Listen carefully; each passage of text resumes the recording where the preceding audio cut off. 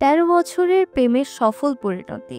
এক ভেন্যুতে ঘরোয়া আয়োজনে বিয়ে করলেন ছোট পর্দার জনপ্রিয় অভিনেত্রী মেহজাবিন চৌধুরী ও নির্মাতা আদনান আল রাজীব।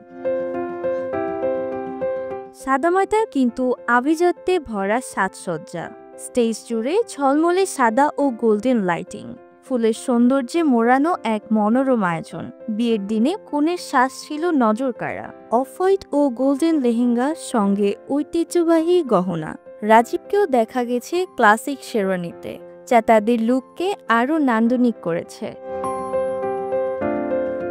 মেহজাবিন চৌধুরী তার আক্ত অনুষ্ঠানে মায়ের লাল বেনারসি শাড়ি পরেছিলেন, যা তার মায়ের বিয়ের শাড়ি। মায়ের বিয়ের শাড়িতে কনে রূপে দেখা দিলেন মেহজাবিন। গয়নায় ছিল সাদামাটা শালীনতা, সোনার নেকলেস, চুড়ি আর কপালে ছোট টিকলি। লাল শাড়িতে মেহজাবিনকে অত্যন্ত সুন্দর দেখাচ্ছিল। এই শাড়ি পরার মাধ্যমে তিনি তার মায়ের প্রতি ভালোবাসা ও শ্রদ্ধা প্রকাশ করেছেন।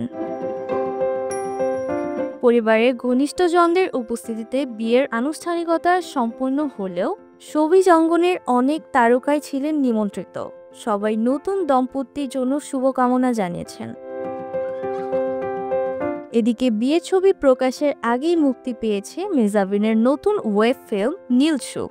নির্মাতা ভিকি জাহেদের এই সাইকোলজিক্যাল থ্রিলার ইতোমধ্যেই দর্শকদের মধ্যে আলোড়ন তুলেছে। মেহজাবিন বলেছেন, নীলসুখ নিয়ে তিনি বেশ উচ্ছ্বসিত। গল্পটা দর্শক জনপ্রিয়তা পাবেন বলেও তার প্রত্যাশা।